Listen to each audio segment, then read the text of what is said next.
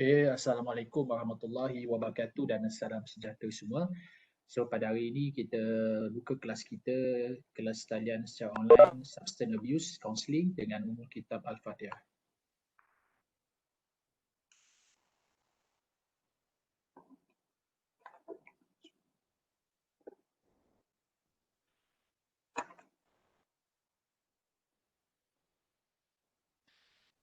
So baik pelajar, so kita telah bincang berkaitan dengan model rawatan dan pemulihan berkaitan dengan penyemprotan bahan.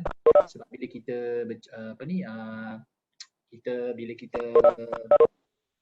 berbincang berkaitan dengan penyalahgunaan bahan seperti alkohol, tembakau nikotin dan juga ada drugs dan ataupun ada istilah yang dipanggil dalam buku ATOD tau. ATOD. Apa maksud ATOD? Substance abuse ni maksudnya dia dalam kumpulan alkohol, tembakau and ada drugs. Ada drugs ni macam itulah yang dadah-dadah yang masuk di dalam kesalahan-kesalahan di bawah akta kesalahan dadah berbahaya. Jadi bila terlibat dengan substance abuse ni, penyalahgunaan bahan ni, ia akan terlibat juga dengan penyalahan dan juga ketagihan. Jadi dia ada model-model rawatan yang sedikit berbeza dengan kaunseling yang biasa yang kita gunakan, dan dia beza juga dengan kaunseling keluarga dari segi penambahan 13 prinsip tadi tu. Itu berkaitan dengan model pemulihan penyalahgunaan bahan. Sebab dia ada yang dipanggil sebagai istilah ketagihan tu. So dia ada 13 prinsip yang mana prinsip itu pelajar kena hafal dan faham kenapa kita ada 13 prinsip itu. Dan diguna pakai di ADK juga 13 prinsip tu apabila kita nak menjadikan rawatan. Maknanya kita tahu bahawa tiada satu pun kaedah rawatan dan pemulihan yang tunggal untuk semua jenis, semua manusia, semua pesakit. Sebab manusia itu unik dan mempunyai pelbagai sebab kenapa ia terjebak dengan penyalahgunaan bahan tadi tu.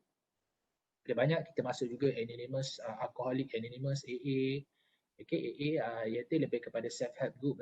Dalam self-help group ni maksudnya kita buatkan sebagai sokongan, sebagai kumpulan sokongan lah kepada penagih, kepada pesakit ni, di mana kita lihat bahawa mereka yang terlibat dengan dadah ni diberi peluang untuk support antara each other. Kita bina self-help group ni lah untuk mereka saling. Lepas tu kita ada juga menggunakan transfer model, kita akan tengok peringkat-peringkat dia.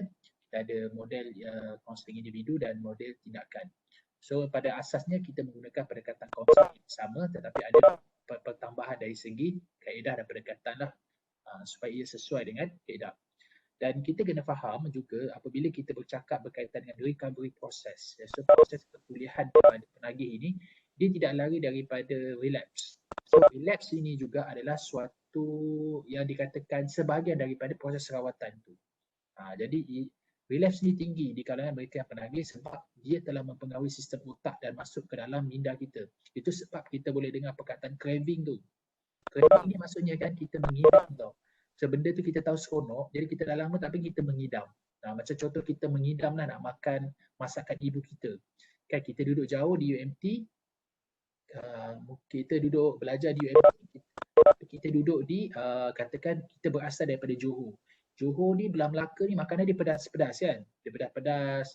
Bila dia datang Terengganu ni kebanyakan makanan dia manis-manis kan. Jadi mungkin kita dah dibesarkan dengan masakan pedas-pedas, jadi kita macam dah lama tak makan kita rasa mengidam. So bila kita mengidam tu, itu yang dipanggil sebagai craving tu. Tu yang dipanggil sebagai craving dan menyebabkan kita kadang-kadang kan tak dapat nak balik dekat, kita tak dapat balik dekat Melaka, kita cari kedai-kedai dekat sini yang masakan dia pedas-pedas. Kan? Pedas-pedas supaya kita nak hilangkan perasaan craving. Craving ni boleh katakan mengidam lah. Begitulah sebab dia dah rasa seronok makan masakan pedas. Begitulah orang yang terlibat dengan penyalahgunaan dadah ni, bahan ni. Dia rasa benda tu seronok, bagi dia rasa hype. Jadi bila dia dah lama tak ambil, dia akan ada perasaan kerinduan tu. Iaitu dikatakan kerinduan, craving, biasa istilah yang digunakan craving ataupun urge tu, iaitu perasaan mengidam dan kerinduan terhadap nak kembali balik pada dadah walaupun dia sudah menjalani tempoh rawatan tu. Jadi kerinduan tu masih ada dalam dia punya fisiologi, menyebabkan dia terjebak kembali kepada penagihan tanpa kawalan. So bila dia terjebak kembali kepada penyalahgunaan bahan tanpa kawalan yang dipanggil sebagai uncontrolled use or compulsive behavior. So istilah compulsive behavior and control use tu kepada penyalahgunaan tu apabila menjalani treatment, itulah dipanggil relapse. Relapse kalau dia boleh control lagi, masih boleh dalam kawal, itu panggil lapse. Okay? Tapi kalau just macam suka-suka, macam ambil tu sikit, tidak mempengaruhi dia, itu dipanggil return. Okay? So hari ni kita akan belajar sambung balik maintenance and relapse prevention. Kita share slide.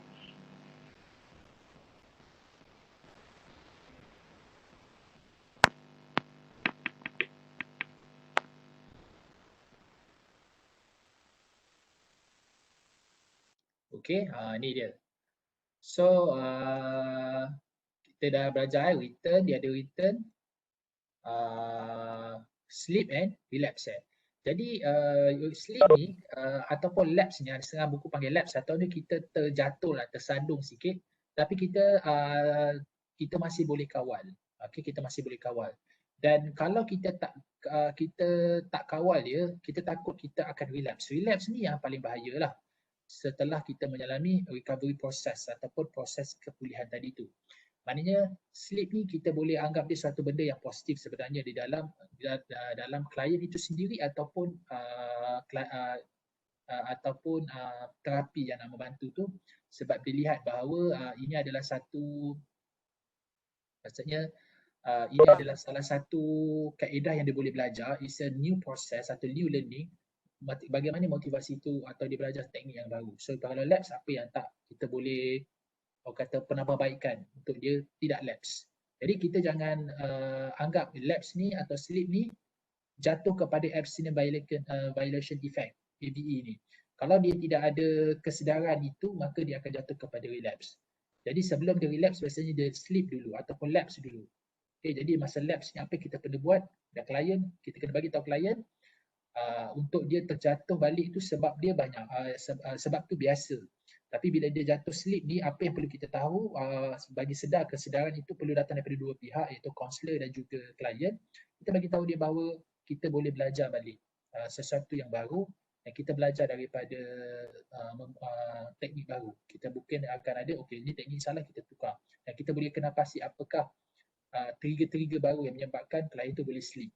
Jadi kita sentiasa ada penambahbaikan bersama klien untuk kita bantu dia untuk recovery. So apa maksud recovery? Kepulihan maksudnya kepulihan daripada semua aspek.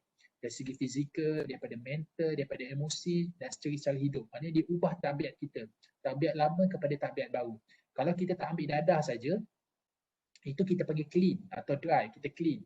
Kita tidak lagi ambil dadah, free from drug. Tetapi kita masih suka dadah. Kita masih ingin nak ambil lagi. Jadi kita tak recovery sebenarnya.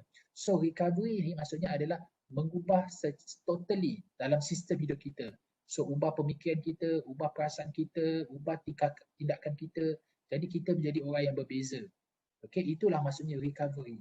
Tapi kalau kita rasa kita bebas daripada dadah dari segi fizikal, dalam istilah dari segi istilahnya kita panggil dry and clean. Kita clean saja. So dari segi physically. Tapi kita punya perasaan masih lagi rindu. Masih lagi nak rasa craving, rasa lagi mengidam nak ambil dadah. So kalau kita bertemu dengan dadah, kita mungkin ambil balik. Itu yang menyebabkan kita relapse. Jadi kita nak relapse prevention ni adalah kita nak masuk ke dalam fasa yang dipanggil sebagai recovery. Recovery ni apa? Kepulihan yang sepenuhnya.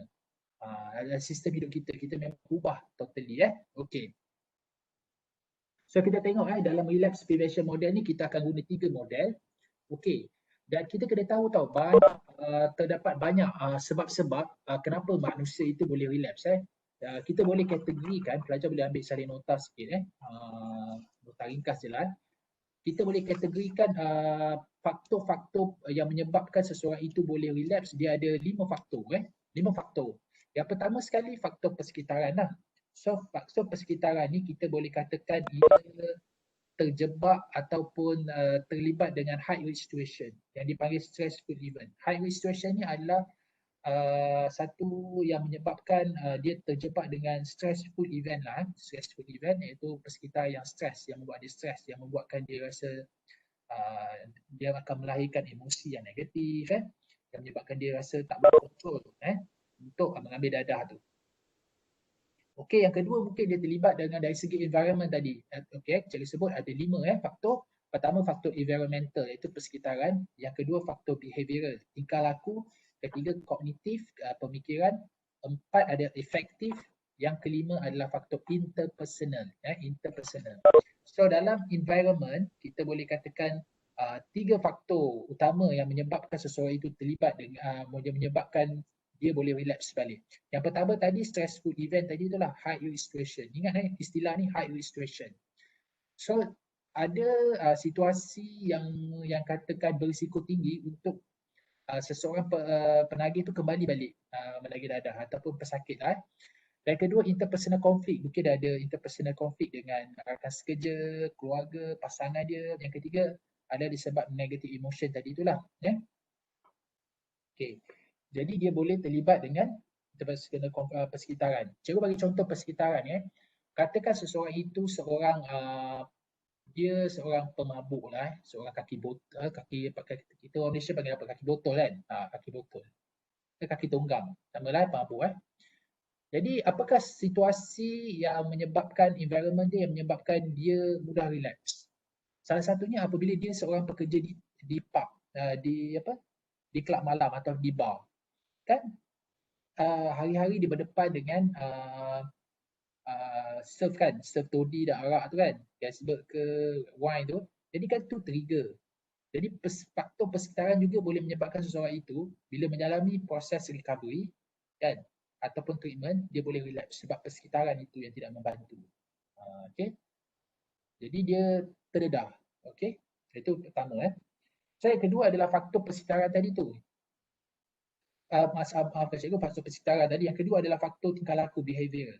Maknanya apa behavior di tingkah laku ni, perilaku dia, maknanya dia tak ada coping skill tau. Coping skill ni kita kata dalam bahasa Melayu kemahiran daya tindak. Apabila dia berhadapan dengan high risk situation tadi tu. Dia tak tahu nak buat apa. Dia tak tahu apa tindakan yang dia perlukan. Dia tak ada stress management, dia tak ada coping skill, dia tak ada ketegasan diri, dia tak tahu nak buat apa. Jadi bila dia tak tahu nak buat apa, keberangkalan untuk dia relapse juga tinggi. Because dia tak ada coping skill tadi tu Ingat, behavior, coping skill.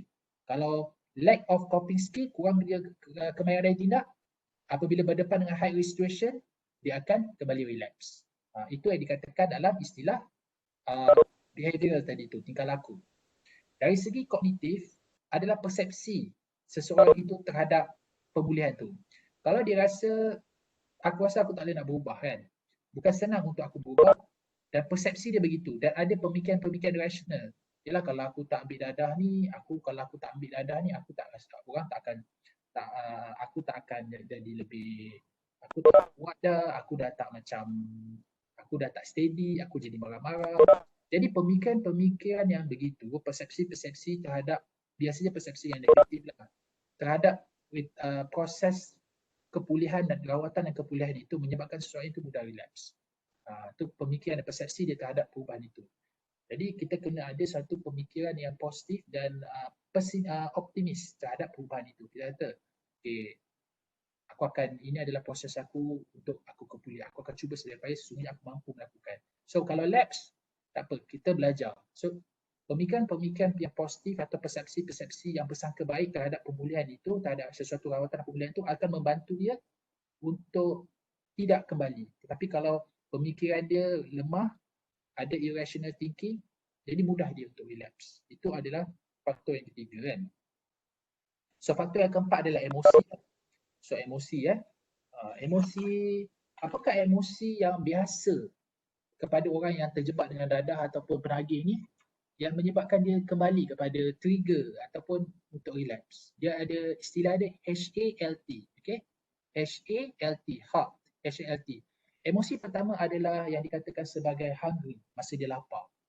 So bila kadang-kadang orang yang lapar ni, kadang-kadang bila dia lapar, dia nak ambil makanan tak cukup. Jadi bila dia ambil dadah kan jadi kenyang. Dia jadi macam dah tak lapar lagi kan. Jadi perasaan hungry ni boleh menyebabkan seseorang itu mudah terjebak kepada relapse tadi tu. Yang kedua, angry. Angry ni macam marah. So salah satu orang ambil dadah ni sebab nak kawal lah perasaan marah dia tu. Supaya tak nak fikir kan. Tak nak overthinking sangat. Jadi angry tu H hungry, A angry, H hungry lapar, A angry tu marah. Perasaan marah tadi dia tak boleh nak kawal perasaan marah tu kan. Jadi kan perasaan marah tu kita rasa macam tak tak selesa kan. Jadi membuatkan kita juga boleh terjebak dengan mudah terjebak balik relapse. Yang ketiga lonely, kita rasa sunyi kan, boredom, kita rasa macam tak tahu nak buat apa, rasa bosan. Mudahlah tu nak relapse perasaan-perasaan yang macam tu. Bosan tak tahu nak buat apa, tak ada aktiviti, duduk sorang-sorang. So, ini juga memudahkan seseorang itu relapse. Dan yang terakhir, tired. Kita rasa macam letih. Kerja banyak nak buat tapi letih, itu juga perasaan-perasaan itu juga akan membuatkan seseorang itu terlibat dengan relapse. Lagi satu, yang seterusnya, perasaan yang membuatkan apabila mereka dalam proses recovery tu, recovery proses tu, apabila dia ada perasaan guilty and shame.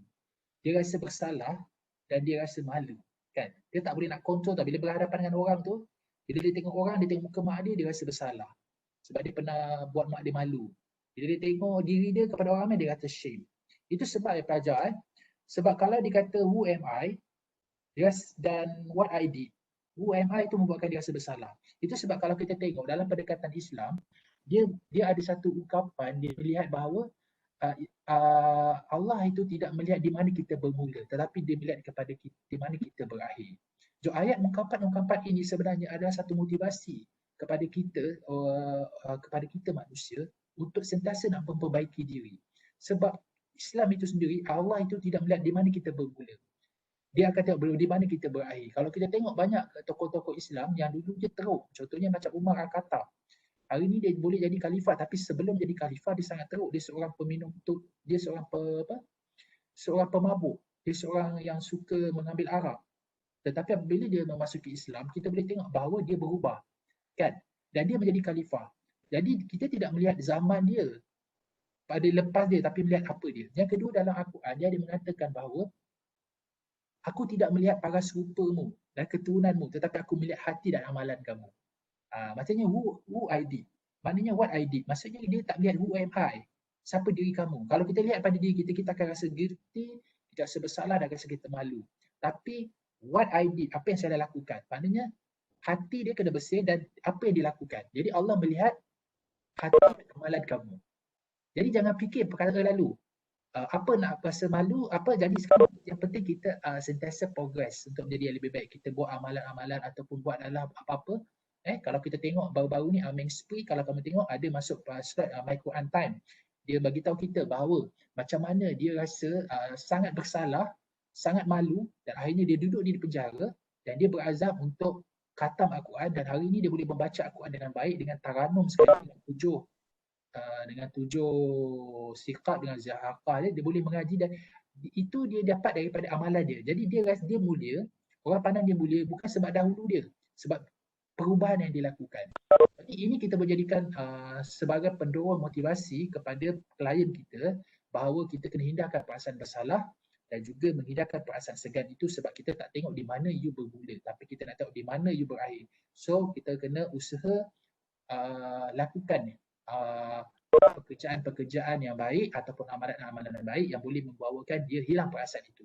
Jadi jangan fokus pada diri, fokus kepada apa yang kita perlu lakukan. Sebab pengalaman lalu tidak boleh berubah. Yang kita boleh ubah adalah hari ini dan akan datang. Okay? Jadi emosi juga memainkan peranan penting terhadap seseorang itu terlibat dengan relapse tadi itu.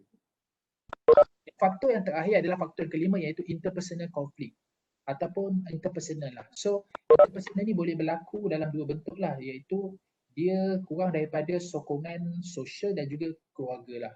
So keluarga ni kita tahu dia ada signifikan. Kadang-kadang dia dah balik, dia dah berubah tapi keluarga dia masih ada lagi kata-kata mengasingkan dia, menggunakan kata-kata yang membuatkan dia terguris, ada sexual harassment lagi, ada sexual abuse, ada penderaan dari segi fizikal dan juga sexual, ada juga ancaman-ancaman dan diasingkan oleh keluarga.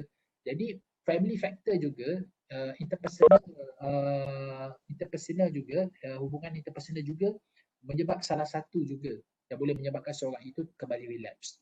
Lagi satu social support lah. Rasa orang sosial mengasingkan dia, dia tidak dapat lagi lack of social support activity. Bila dia nak pergi masjid je, orang surau tak nak layan dia, kata yang bukan-bukan. Ini juga ada satu faktor yang menyebabkan kenapa seseorang itu kembali relapse. Sebab dia sentiasa berkaitan, kalau kamu tengok pelajar-pelajar, dia saling berkaitan antara satu sama lain. So bila dia ada apabila dia lack of supportive family or social network itu, menyebabkan dia rasa adanya emosi kesunyian, emosi marah. Lepas tu pemikiran dia dia rasa oh aku nak berubah tapi orang tak nak tolong aku kan. Lepas tu terlibat pula dengan environment tadi tu, stressful event tu menyebabkan kecenderungan untuk orang itu relapse tu tinggi. Okey. Itulah maksudnya yang dipanggil sebagai faktor-faktor yang menentukan seseorang itu boleh relapse lah. Ada 5 faktor. Iaitu pertama sekali kita panggil environmental, behavioral, kognitif, affective ni emosi lah dan interpersonal. Okey. So baik, hari ni kita tengok beberapa model beberapa model yang berkaitan dengan relapse prevention model. Pertama kita akan ada disease model, social learning theory ataupun kognitif CBT atau biopsychosocial model. Okey, kita tengok disease model ni, kita just ulang dia melihat bahawa prevention relapse ini, disease model ni kita lihat bahawa mereka terlibat dengan perjalanan guna ni ada sebagai satu pesakit. Mereka adalah pesakit. Di mana bila mereka kata mereka ni pesakit, dia percaya bahawa fizikal, emosi dan kognitif masalah yang melibatkan fizikal, emosi dan kognitif ini adalah kesan daripada dia sakit tadi tu. Dia sakit. Maknanya dia mengambil dadah tadi dan dikatakan dia sebagai sakit. So cara paling mudah dalam abstinence, cara paling yang digunakan untuk prevention, relapse prevention adalah dengan meninggalkan totally barang tu, penyalahgunaan bahan tu. So maksudnya tinggalkan total abstinence, maksudnya kita mesti berpantang tidak mengambil. Kalau kata you ada mabuk, kamu seorang pemabuk, jadi tinggalkan alkohol. Kalau kamu seorang yang nak bebas daripada rokok, jangan ambil rokok lagi. Okey, begitulah maksudnya. Saya program bersifat maksudnya itu je cara dia. Kalau disease model kan. Okey. Dan ini adalah model of recovery oleh Gosky. Pertama, stabilization. Client need to build skill of each stage. Jadi kalau kita nak maintain supaya tidak ada relapse prevention, klien ni ada fasa-fasa tertentu dan setiap fasa ni dia perlu ada dia punya teknik. Ni kita dah bincang hari tu. Okey. Baik, sekarang kita masuk kepada social learning theory. So social learning theory, substance abuse, a result of certain history of learning in which the behavior of using drugs has been increased in frequency, duration and intensity for the psychological benefit afford, reinforcement and modeling. So dalam social learning theory ni ataupun kita panggil the cognitive behavior therapy theory, dia melihat bahawa substance abuse adalah seseorang itu adalah proses pembelajaran seseorang itu dengan pengalaman dia dan dia membentuk tingkah laku. Dan biasanya seseorang itu mengulangi tingkah lakunya apabila ada peneguhan atau reward dan dia melihat sebagai ada model. Contohnya, dia melihat pakcik dia selalu ambil dadah. Jadi kat situ kita dah lihat pakcik dia sebagai modeling. So bila pakcik dia lemah, kan macam tak bersemangat untuk kerja, tapi bila ambil dadah, pil kuda nampak macam bersemangat. Jadi individu tadi, dia dikatakan dalam model ini kenapa dia boleh relapse, kerana seseorang itu lihat bahawa ada kesan yang positif terhadap pengambilan bahan tadi dan dia lihat model tu. So social learning theory adalah berasaskan kepada learning behavior tadi tu, proses pembelajaran itu yang membuatkan dia mengambil sesuatu bahan itu atau tidak. Jadi dia lihat bahawa relapse ni adalah major symptoms of the disease of chemical dependency. Maksudnya relapse ini adalah simptom-simptom yang besar terhadap penyakit tadi dan kebergantungan kita terhadap bahan tersebutlah atau chemical tadi tu.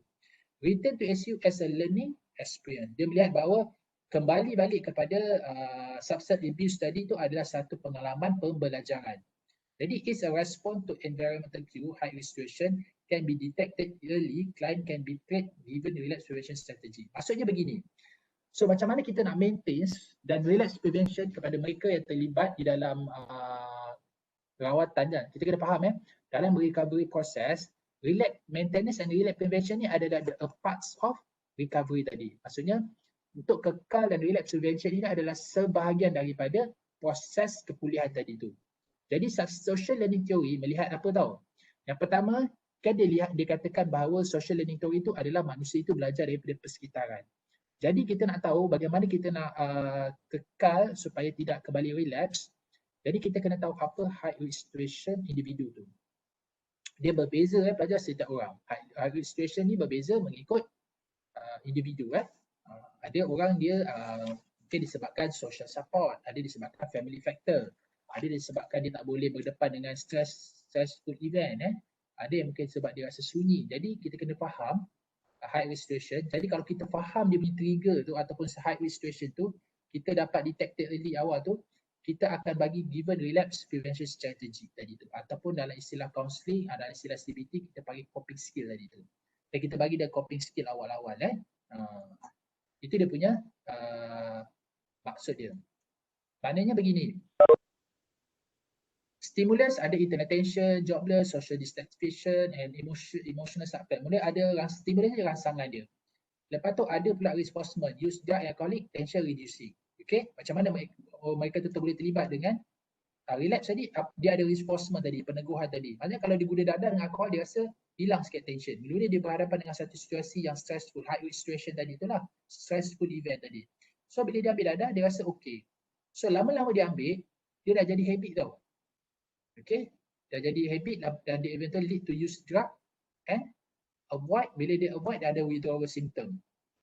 So bila dia ada withdrawal symptom ini, benda-benda ni lah yang menyebabkan dia jadi ketagihan tadi tu. Jadi bagaimana kita nak bantu dia melalui social learning theory ni?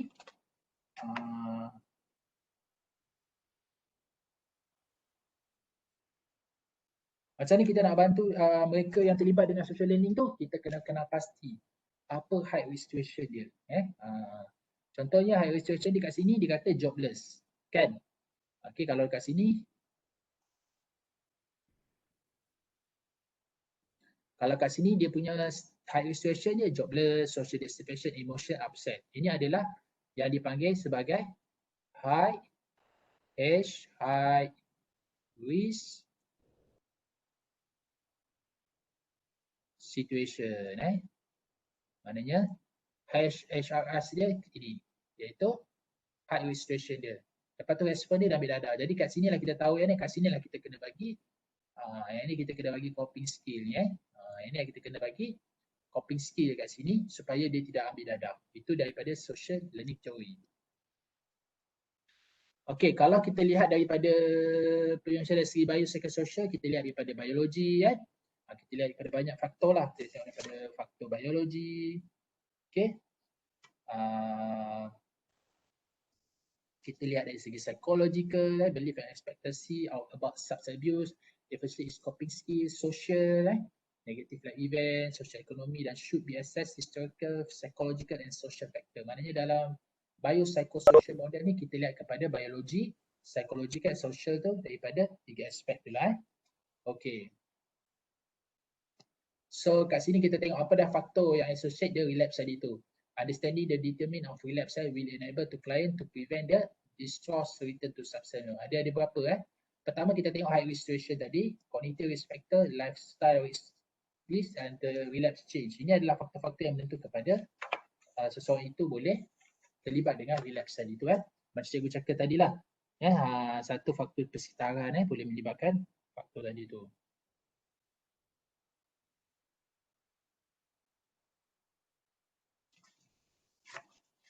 Okey. Okey, ni high risk situation tadi tu. Mana kita dah tengok apa yang menyebabkan dia high risk situation tu, kita kena faham lah apakah yang menyebabkan dia trigger terhadap untuk dia nak kembali kepada dadah tadi. Itu setiap jadi bila kita berhadapan dengan klien ataupun pesakit penagih ini yang mereka menggunakan dadah ni, kita kena faham apa yang menyebabkan dia trigger ataupun high risk situation yang menyebabkan dia terangsang untuk mengambil dadah tu, dan apakah penyebab utama dia terlibat dengan dadah. Jadi kita kena pasti apa high risk situation dia. Yang kedua ini kita tengok high risk situation. Okey, high risk situation ni mula-mula dia high risk situation, lepas tu dia ada coping skill. So bila dia ada coping skill yang baik, bila dia ada coping skill yang baik, maka dia akan pergi kepada increase self efficacy. Self efficacy ni apa ni? Motivasi dan keyakinan dia tinggi. Okey, lepas dia tu dia akan menyebabkan dia kurang daripada untuk relapse situation. So bila dia berhadapan dengan high risk situation ini, bila dia terdapat dengan situation ni, ada dua. Okey, dalam CBT model maknanya kalau dia ada coping skill, dia akan increase self efficacy, meningkatkan dia punya keyakinan dan motivasi yang menyebabkan dia kurang untuk relapse. Tapi bagi mereka yang terlibat bila berhadapan dengan high risk situation ataupun trigger dia, dia tidak ada coping skill, tak ada coping skill. Decrease self efficacy akan mengurangkan dia punya keyakinan dan motivasi. Initial use, lepas tu dia ambil initial use after kita panggil dia sebagai lapse tadi tu ataupun sleep.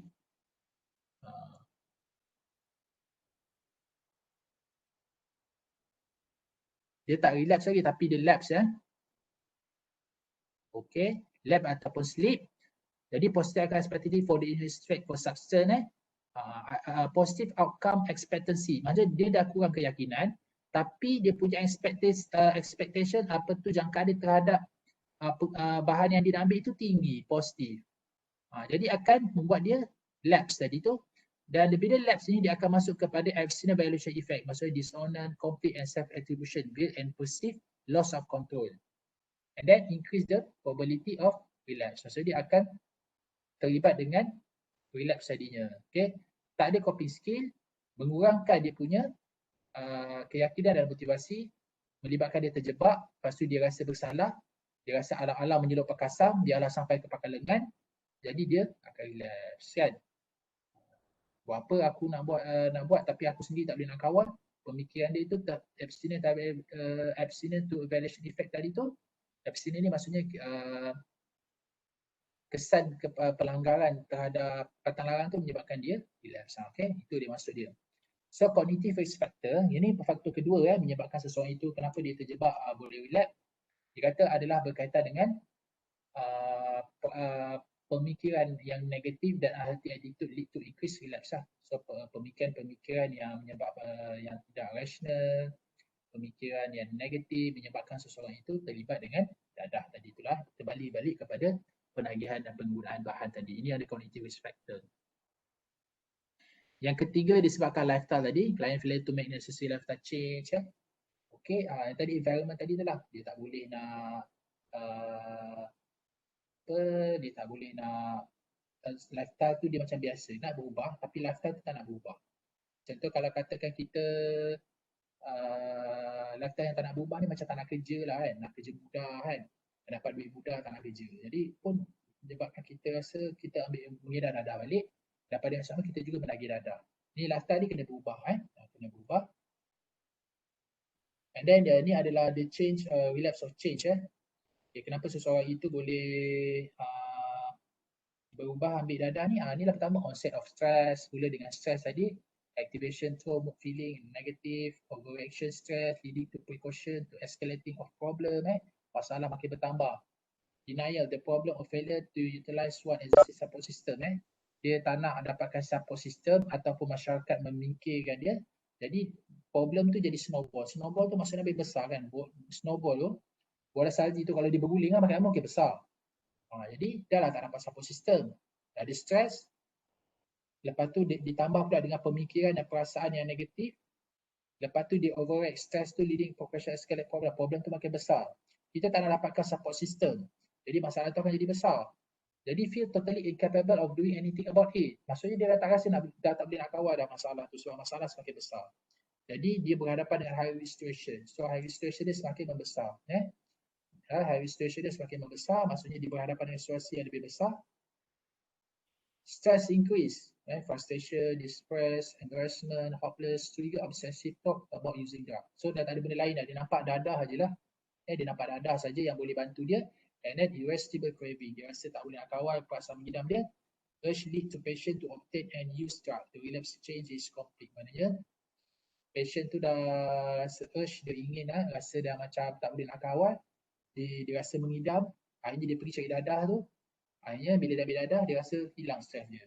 Jadi relapse change tu akan berlaku lah. Ini adalah relapse change yang akan berlaku apabila seseorang itu dia ada dia punya fasa-fasa dia macam mana dia berubah terlibat dengan relapse tadi tu. Baik. So ini ada relapse prevention strategy RPS. Okay. Kita akan bincang ini untuk insyaAllah minggu depan. Okay, minggu depan kita akan bincang yang ini. So kita akan bincang dengan the success maintain of behavior change, lifestyle balance, RPS. Do not work if client are told that they have no control over their life, victim of disease, and designed to understand why they do what they do, why they do and what they do. Jadi kita nak meningkatkan sebenarnya dalam relapse prevention strategy adalah self efficacy. Apa yang awak kena faham dengan self efficacy ni adalah meningkatkan motivasi dan keyakinan mereka terlibat dengan penyalahgunaan bahan ni untuk berubah. Dia mesti ada keyakinan dan motivasi. Apa yang memacu motivasi dia, apa yang meningkatkan keyakinan dia, itulah dipanggil sebagai self efficacy. So kita nak naikkan self efficacy klien kita, dan memang bukan mudah bukan mudah kita membantu klien ni, tapi kita kena bagi dia meningkatkan self efficacy dia tadi tu lah. Dia ada beberapa strategi elevating the risk untuk meningkatkan, ada self monitoring, direct observation method, coping skill, efficacy enhancement, behavior control, cognitive restructuring, seeking lifestyle balance, provide adaptation indulgence, avoiding urge and craving. Ini adalah banyak sebenarnya. Ini adalah antaranya yang kita bincang nanti, dan cikgu akan buat perbincangan. Pelajar baca dulu, cuba faham, nanti kita akan buat perbincangan untuk kelas 2 next class. Okey, bagaimana perkara ini boleh berlaku ini kita nak bincang sebab ini kita perlukan perbincangan okey. So pelajar baca ni dulu, nanti kita akan buat perbincangan dalam kelas. Sambil kita baca sampai kita buat perbincangan. Okey, baik pelajar, cikgu buka untuk sekiranya ada soalan. Sekiranya pelajar ada soalan, boleh kemukakan kepada cikgu, silakan.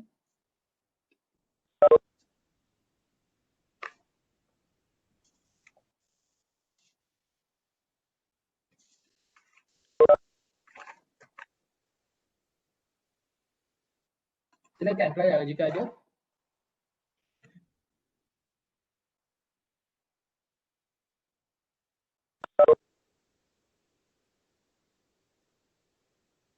Okey, kalau tak ada, cikgu nak tanya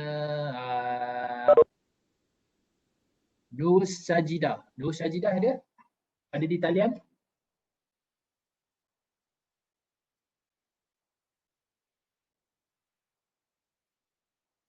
Nur Sajidah ada di talian?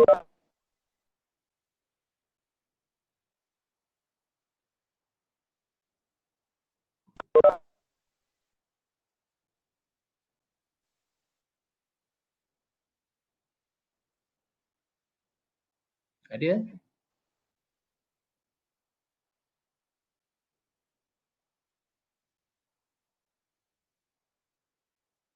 Natasha ada? Natasha Aisyah?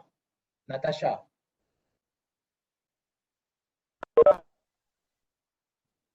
Natasha ada? Natasha? Ada di talian?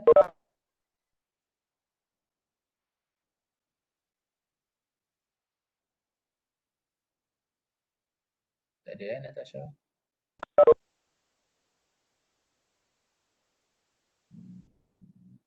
Nur Azian. Ada Nur Azian? Nur Azian ada di talian?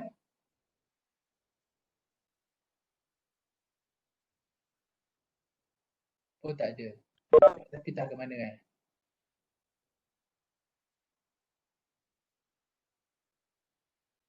Okey, kita tengok Putri Nur Jannah. Ada Putri Nur Jannah? Putri Nur Jannah?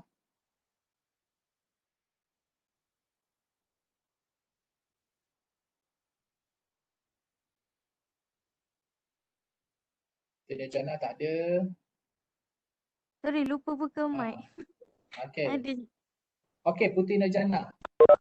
Awak pernah berhadapan dengan ataupun ada maklumat berkaitan dengan seseorang yang terlibat dengan penyalahgunaan bahan ataupun ketagihan apa-apa?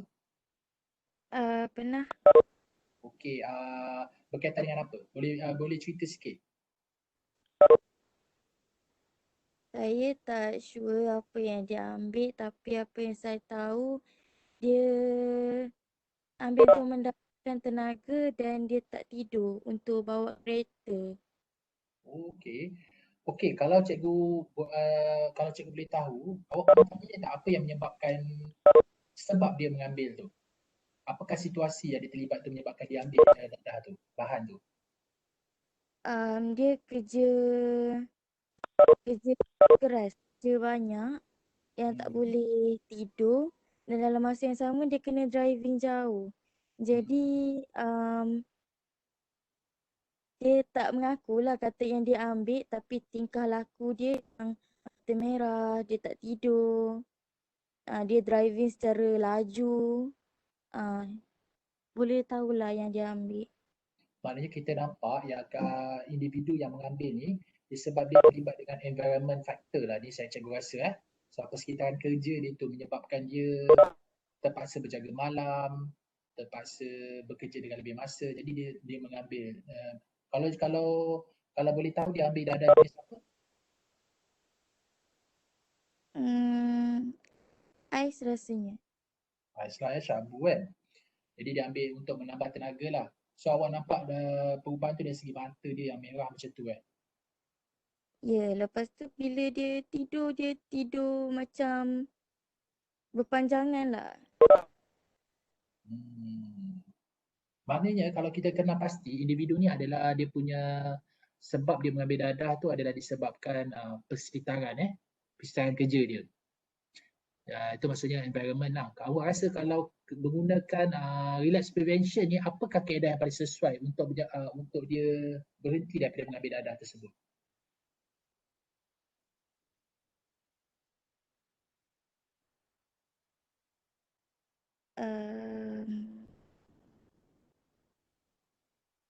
Saya tak pasti cikgu.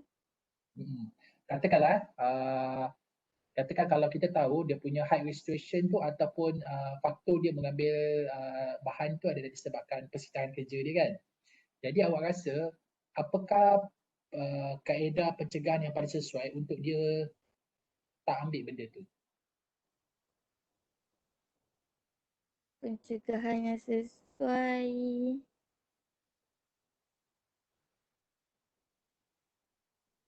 Dia kena cuba perkara lain selain daripada benda tu, sebab bagi saya dia tak adalah ketagih. Jadi dia mungkin boleh ambil macam kopi ke ataupun minuman yang bertenaga ke.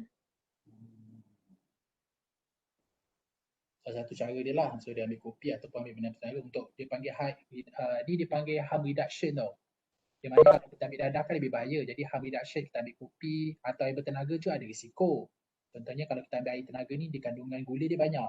Jadi untuk seseorang itu dapat kecil manis pun tinggi. Tapi kita harm reduction, itu adalah teknik harm reduction ataupun salah satu lagi disebabkan dia rasa pekerjaan dia itu menyebabkan dia terlibat dengan dadah, mungkin perlahan dia boleh ubah kerja yang lebih orang kata yang tak sangat memerlukan berjaga malam ni berjaga-jaga, jadi mungkin dia boleh ubah kerja lah daripada satu semasa ke semasa ataupun mungkin dia tahu malam dia kerja, mungkin dia akan tidur dulu ke, tidur yang cukup, exercise ke, supaya dia tidak mengambil bahan tu. Sebab bila dia ambil ais dan syabu ni, dia berjaga. Lepas dia berjaga tu, bila dia tidur tu, dia macam orang kata balas dendam balik. Dia bayar balik. Okay. Betul, betul cikgu. Okay, terima kasih Nurjannah. Itu pengalaman Nurjannah ada jadi itu adalah environment factor. Kita dengar pula daripada Izzati Mahdi ada? Izzati Mahdi.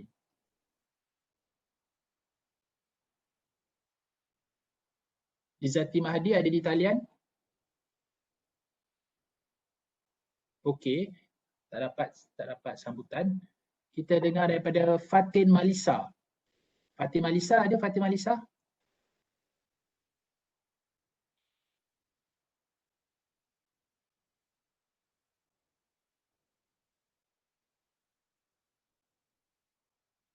Fatin Malisa tak ada.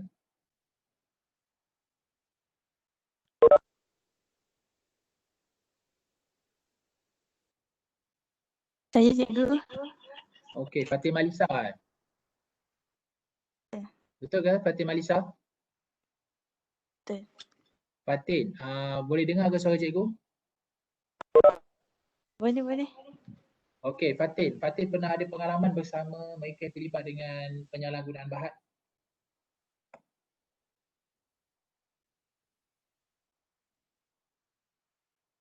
Boleh ke Fatin? Fatin Malisa? Setakat Line tak ni, clear sana? setakat ni tak ada lagi cikgu. Yang terlibat dengan penagihan proses maksudnya tingkah laku lah. Berbelanja ke, pornografi ke, makan ke, ada tak? Belanja lah. Belanja lah. Awak rasa apa yang menyebabkan dia berbelanja? Maksudnya orang kata apakah determine ni apa penyebab dia awak rasa? Dia sebenarnya baru je cikgu sebab dia bukan ketagihan sangat tapi dia baru je dapat masuk kerja. Lepas tu dia macam banyak habiskan duit dari segi belanja lah. Tapi dia macam reward lah, orang kata reward untuk diri sendiri. Tapi bagi saya reward tu Macam okey lebih-lebih tapi jangan lebih-lebih lah. So awak nampak macam ada lebih-lebih lah tu Ah, Okay, awak tengok itu, awak rasakan apa coping skill yang paling baik untuk dia? Saya pun tak tahu lah cikgu. Saya pun cuba beritahu kalau nak reward pun boleh. Cuma berpada-pada lah sebab kita tak tahu ke depan tu macam mana kita nak guna duit lagi. Tapi kalau dah macam hujung-hujung tu, dia macam merungut lah duit. Duit dah tak cukup. Saya cuma bagi tahulah. Puasa lah dulu nak beli baju ke nak beli apa. Fikir yang lagi penting lah. Maknanya coping skill yang awak boleh bagi kat dia adalah pengurusan kewangan lah. Saya cuma nasihat je lah sebab tu duit dia bukan duit saya. So, tapi kalau awak berdepan dengan klien macam ni, Fatimah Nisa boleh gunakan kaedah pengurusan kewangan macam mana berbelanja dengan lebih bijak lah. Okay. So terima kasih. Lelaki tak ada kat sini. Okay. Cikgu nak dengar Syafawati lah. Syafawati Hanan ada? Syafawati Hanan. Ada cikgu. Okey, Syafawati pernah berdepan dengan individu yang terlibat dengan penyalahgunaan bahan? Setakat ni tak ada. Penyalahgunaan ataupun proses addiction macam berbelanja ke, makan, porno ke, merokok? Kalau yang main game ada. Okey, main game lah. Okey, awak rasa apa penyebab utama dia main game tu? Mungkin sebab dia seronok kot kalau main game. Dia seronok main game sebab dia awak tengok okey itu faktor apa? Faktor persekitaran ke, faktor tingkah laku ke, faktor emosi ke, apa dia? Mungkin sebab persekitaran kot sebab abang dia pun main game juga.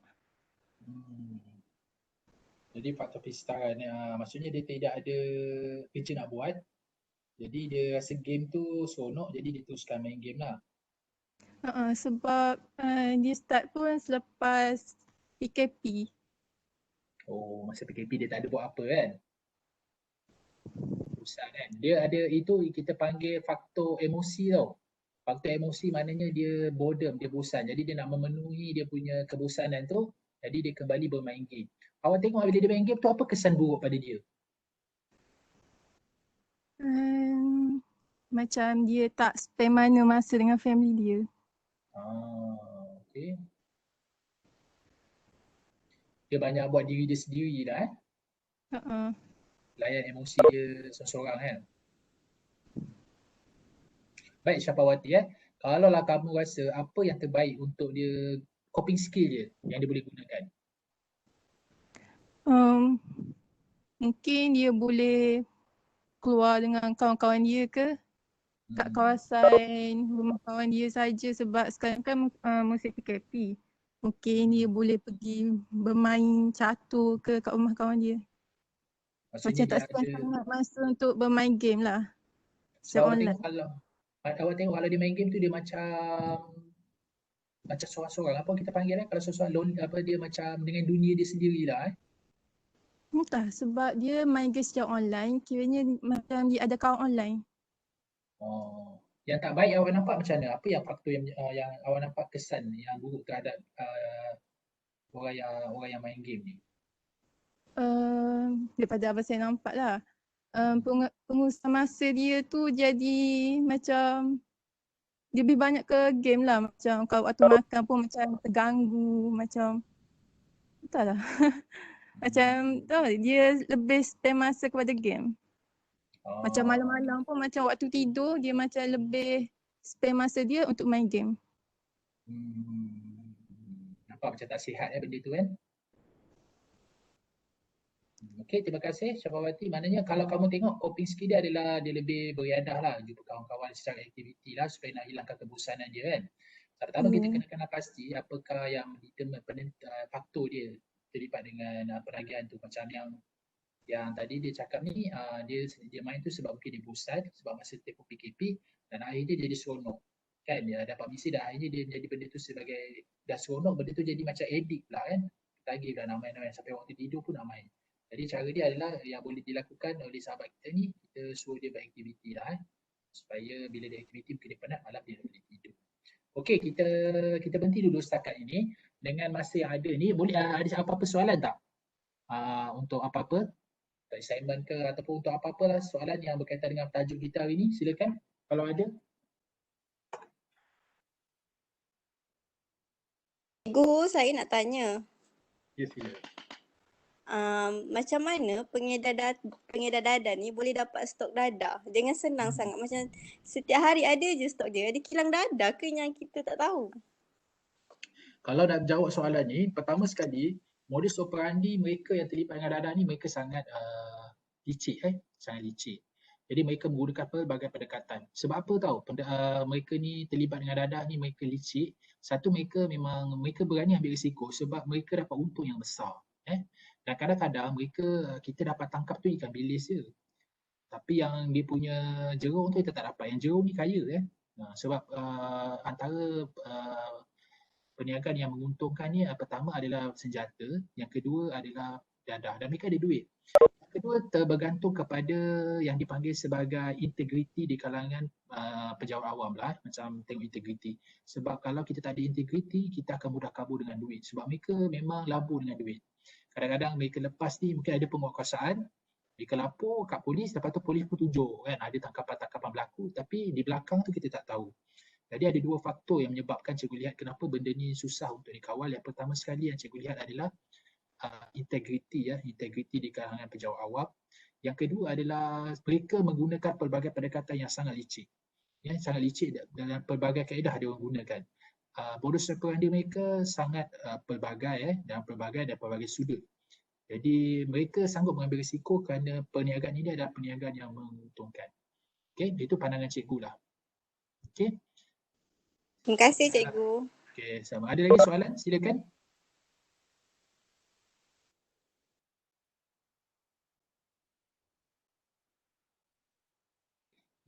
Muka Amin kata daripada Thailand. Apa maksud Muka Amin Thailand? Maksud yang ambil dadah tu daripada Thailand ke? Muka Amin boleh berkongsi dengan kawan-kawan yang lain?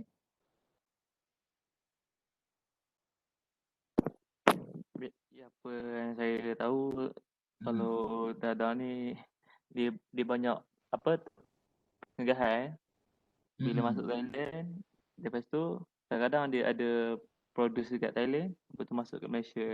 Mereka kalau kat Sempang banyak penyelundup macam baru ni ada kes yang dia nak seluduk dalam ketum. Ada seorang anggota gerakan ditembak disebabkan seluduk tu lah daripada Thailand kebanyakan.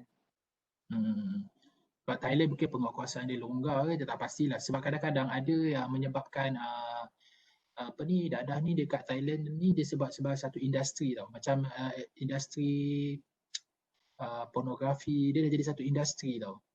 Okey, masuk industri ni dia boleh menjana pendapatan dan juga pelacuran jadi dia jadi industri lah, macam senjata pun dia jadi satu industri. Jadi itulah pentinglah cikgu rasa penguatkuasaan tu, dan penguatkuasaan tu satu hal lah. Yang kedua cikgu lihat ni berkaitan dengan integriti lah, integriti pejabat awam lah. Dan cikgu faham bila cikgu boleh lah cakap kan, cikgu ni pensyarah kan, kita tak tahu apa yang diorang kena. Jadi cikgu nampak itu satu faktor lah. So memang betul bila kita nak terlibat dengan satu pekerjaan ni, satu amanah tu, integriti tu penting lah. So apa yang masukkan integriti? Kalau kita panggil takwa lah. Takwa tu integriti lah. Maknanya kita melakukan segala benda yang baik dan meninggalkan segala yang buruk tu. Dan kita tahulah etika kerja kita, jadi memang susah. So kalau di Malaysia ni memang kita boleh nampak banyak datang daripada Thailand kan. Dari Thailand. Okay, sebab dia ada pintu dia banyak kan. Kalau kita tengok daripada kajian dia ada 3 pintu utama dadah ni masuk. Satu daripada Thailand, Laos dan juga tak salah cikgu Kemboja ada 3 laluan yang masuk biasanya daripada, dan bila dia tangkap tu dia mungkin yang kaya tu kaya lah, yang ni kadang-kadang ikan bilis je yang jerung tu tak dapat tangkap, kita tak tahu pun siapa sebenarnya. Okey, ada apa-apa lagi soalan silakan ataupun pendapat boleh berkongsi untuk penambahbaikanlah kita punya kuliah ni. Silakan.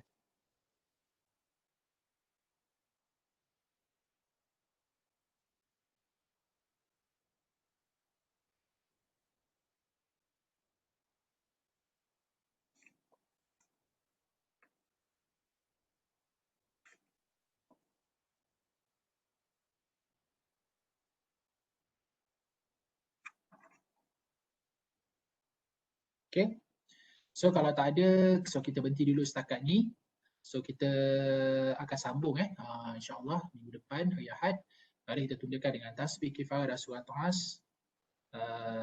Sekian, terima kasih. Subhanakallahumma wa bihamdika asyhadu an la ilaha illa anta astaghfiruka wa atubu ilaik. Silal ladzina amanu. Okay, insyaAllah kita jumpa minggu depan. Terima kasih, Cikgu. Sama.